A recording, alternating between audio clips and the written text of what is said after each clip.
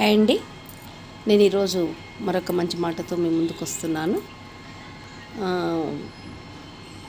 ఎంతసేపని గోడకు నీ తలను బాదుకుంటావు?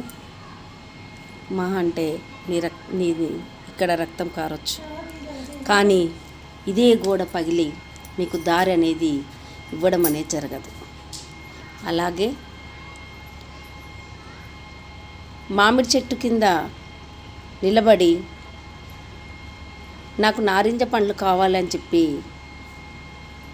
ఎంతసేపు ఉన్నా కూడా, నీ ప్రాణం పోయే వరకు ఆ చెట్టు కింద అదే ఉన్నా కూడా ఆ మామిడి చెట్టు నుండి నారింజ పండ్లు అనేటువంటివి రావన్నట్టు. అంతే జీవితం. ఎంత ఉండాలనో అంత ఉంటుంది. ఏది దక్కదో అది దక్కదు, ఏది దక్కాలనుంటే అది దక్కుతుంది అన్నట్టు. కనుక మనం అర్థం చేసుకొని ముందుకు వెళ్ళాలి. మన అదృష్టానికి ఆనందపడుతూ, మన దురదృష్టానికి నొచ్చుకుంటూ బాధపడుతూ ఉండాల్సిన అవసరం లేదు. మనకి ఏది దక్కాలన్నా ఎట్నుంచైనా వస్తుంది. మనకి ఏది దక్కకూడదో రాసి పెట్టి ఉంటుంది. మనం ఎంత ప్రయత్నం చేసినా రాదన్నట్టు.